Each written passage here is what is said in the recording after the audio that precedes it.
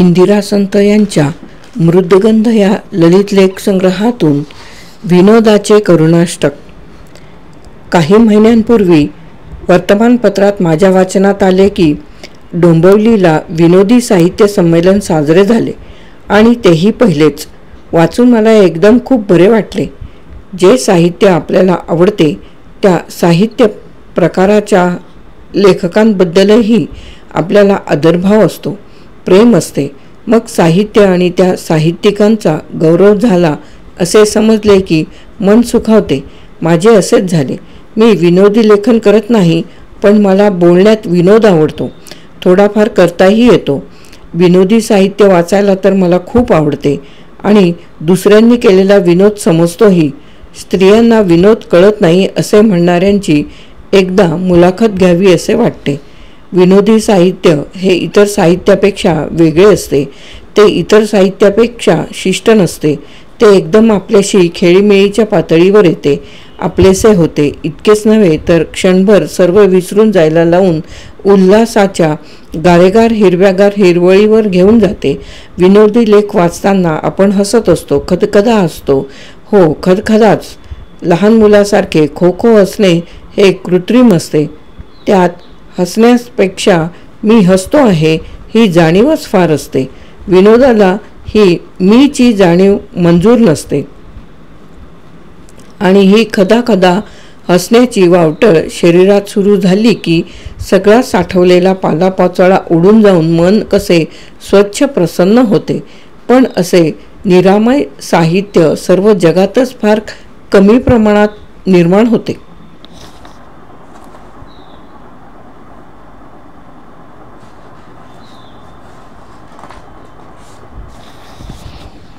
कारण काय असावे हे खरे म्हणजे शोधून काढायला हवे.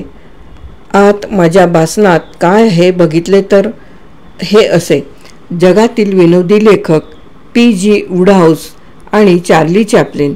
भारतातील मला माहीत नाही. आपल्याच घराची दालने आपल्याला माहीत नसावी तसे हे झाले, पण ते माझ्यापुरते खरे आहे.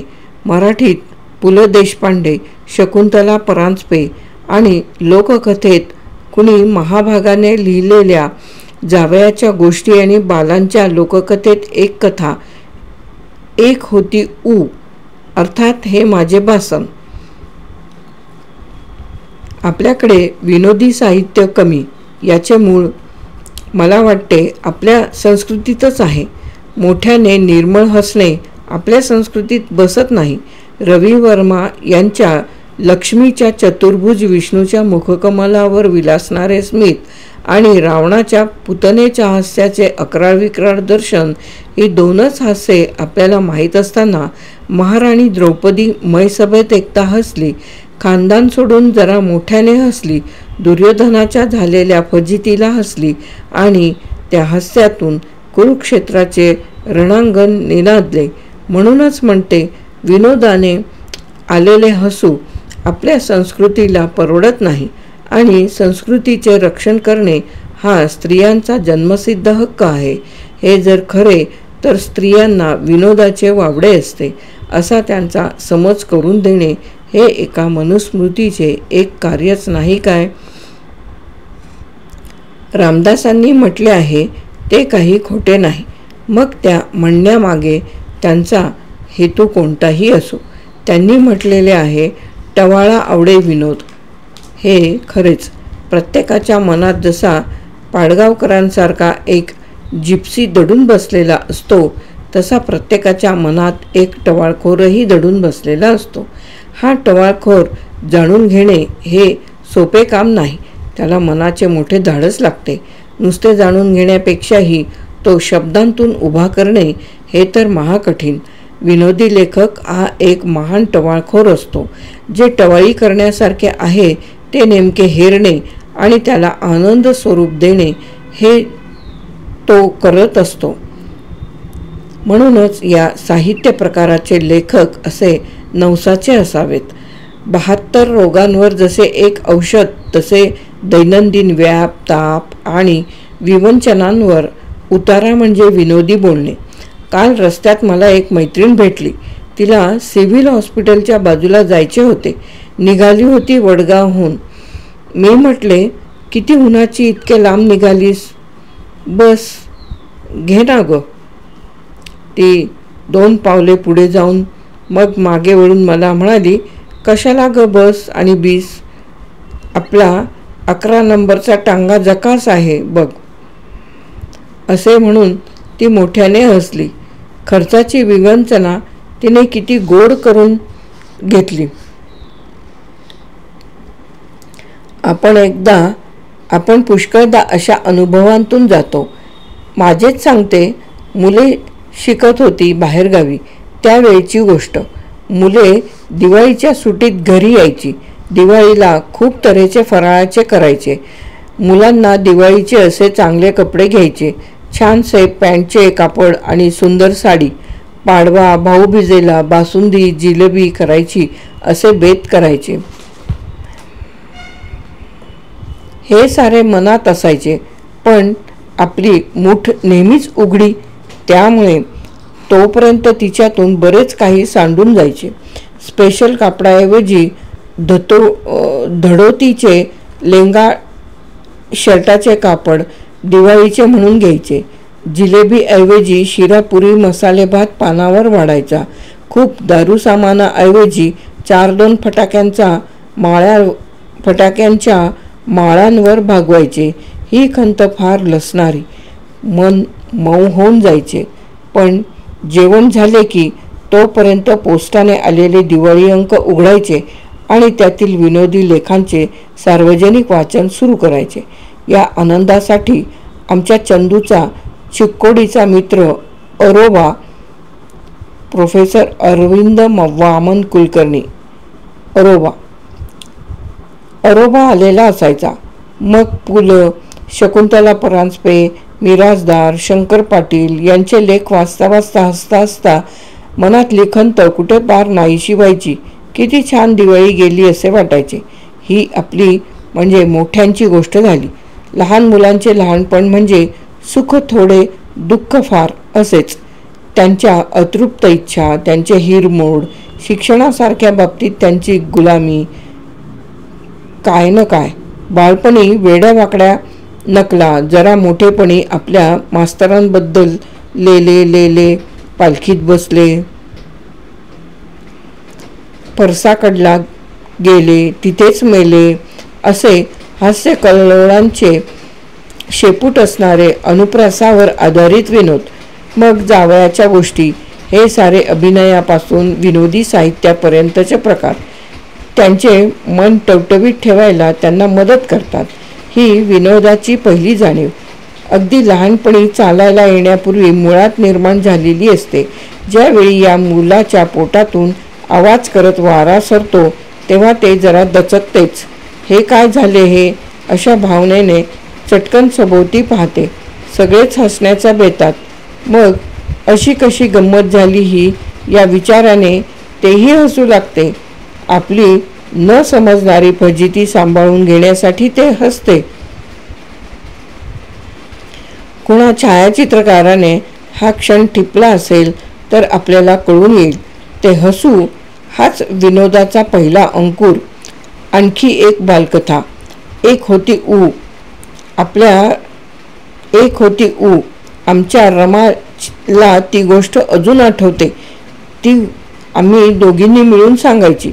मी प्रथम एक होती ऊ, मग तिला झाली टू असे चालायचे.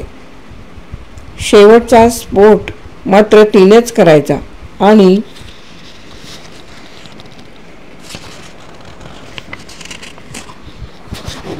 आणि खदाखदा हसायचे.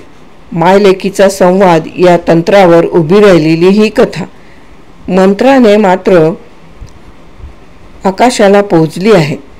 लहान थोरांना हसवणारी, छोट्या सोप्या वाक्यांची अनुप्रासाने ताल धरणारी आणि शेवटी एकदम धक्का देणारी, कलाटणी देणारी ही कथा मला फार आवडते. मी तिला विनोदी आद्यकथा म्हणते. कल्पनातीत दारिद्र्य आणि दारिद्र्या इतकीच त्याला शोभणारी एकाक्षरी नावे ऊ आणि टू, उ ही नखावर चिरडल्या जाणाऱ्या उ इतकीच क्षुद्र आणि टू हे हसू आणणारे नाव. दारिद्र्यात दिवस कंठणाऱ्या टूला एक पैसा सापडतो. मिळालेला नव्हे, कुणी हातावर टाकलेला नव्हे, सापडतो. हा आनंद केवढा मोठा, आणि तो मोठा आनंद व्यक्त करण्यासाठी अवघ्या गोष्टीत एकच मोठे वाक्य घाईघाईचे, आनंदाने भरलेले, आई. आई या पैशाचे काय सांगू. आई किती समंजस. तिला दारिद्र्याने शिकवले. पैशात भेंड बत्तासा येईल, तोंड गोड करेल, पण त्याने पोट कसे भरेल, ती तर मुख्य गरज. मग भाजी, आणि तीही चविष्ट मेथीची. मला वाटते त्यावेळी पैशाला मोठ्या अशा 15-20 जुड्या तरी येत असाव्यात. मग मायलेकींचे सुगरपण, खाण्याचा आनंद, खाऊन होणाऱ्या परिणामाचे किंचित भय, आणि आईने काही घाबरू नको या अर्थी काढलेले उद्गार. डामडूम गोष्ट संपली की मुले खदाखदा हसतात. मोठी माणसे मनातल्या मनात पण हसतात. या सर्व घटनेत एक करुणाष्टकच दडलेले नाही काय. अभिजात विनोदी साहित्य शेवटी याच मर्माला जाऊन भिडते ना. पण किती मुलायमपणे दुधात मधाची बारीक धार धरावीत असे. माझ्या आता मोठ्या झालेल्या मुलांची विनोदाची जाण असल्याच गोष्टीवर पोचली आहे. जरा मोठेपणी जावयाच्या गोष्टी, चित्रमालिका जरा साहित्यात कळायला लागल्यावर चि. जोशी, आचार्य अत्रे, पु. ल. देशपांडे, गंगाधर गाडगीळ, द. मा. मिरासदार यांच्या लेखनावर, Charlie Chaplin, Damuanna Malvankar, Raja Gosavi, Mahmood, Laurel Hardy यांच्या अभिनयावर, हास्यचित्रात आर. के. लक्ष्मण, श्री. द. फडणीस, सरवटे, श्याम जोशी इत्यादींवर पोचली गेली आहे. अजून टवटवीत आहे. अजून त्यांच्या वाचनाने, दर्शनाने पायाखालील तापलेली वाळू चांदण्यासारखी होते. आता वाटते ही आमची गोष्ट झाली. आताची लहान मुले आपली स्वयंभू अशी विनोदाची जाणीव कशावर पोसत असतील. मी कुणाच्या घरी गेले आणि तिथे शाळकरी मुले असली की त्यांची भाषा विषयाची पुस्तके आवर्जून पाहायला घेते, पाने उलटते. मी या अरण्यात कशी शिरणार असे भय वाटायला लागते. ते संस्कृत प्रचूर शब्द, ते अनोखे वाक्प्रयोग, लांब लांब वाक्ये, मुलांच्या आवडीच्या दृष्टीने ते भयान वाड्यासारखे भलत्या भलत्या विषयांवरील धडे, त्यांचा तो तापट आजोबापणाला शोभेल असा गंभीरपणा, पुढ्यात एरेंडेलाचा कप घेऊन बसणाऱ्या मुलांची प्रतिक्रिया मी पाहिली आहे. या पुस्तकांचा अभ्यास म्हणजे त्याहून वेगळे काही नाही. मला मुलांची आणि त्याहून ती पुस्तके शिकणाऱ्या मास्तरांची दया येते. गरीब बिचारे, ज्या वाचनाने मुलाला आणखी वाचू व्हावे असे त्यांच्या वयाला आवडणारे विनोदी औषधासाठीही नाहीत. विनोदी चित्रे नाहीत, चुटके नाहीत, गोष्टी नाहीत. सगळे कसे वाळवंट वृक्ष तापलेले. पोरकथांनंतर विनोदी गोष्टी हव्यात. त्याने विनोदाच्या जाणीवेला जोपासले जाते, ती वाढीला लागते. वाटते ही शाळकरी मुले काय वाचत असतील, काय वाचून खो खो हसत असतील. मला मराठी येतंय म्हणणाऱ्या बाळांच्या पेक्षा जी मुले असंख्य गरिबांची, शेतकऱ्यांची, दूर दूर खेड्यांत राहणाऱ्यांची आहेत, त्यांचे काय होत असेल. ऊच्या गोष्टीतील टू काय वाचून आपले ताण विसरत असेल, मोकळे मोकळे हसत असेल. तिच्यापर्यंत पाठ्यपुस्तकापेक्षा अधिक पोहोचणारे दुसरे कोणते पुस्तक असणार. आणि ते तर हे असे. मला वाटते हा विनोदाचा चष्मा त्या मुलांना आपण वेळीच दिला नाही वेळीच दिला नाही तर त्यांचे पुढचे दिवस कसे जातील, मग उगीच सुन्न होते. इंदिरा संत यांचा विनोदाचे करुणाष्टक नावाचा ललित लेख येथे समाप्त.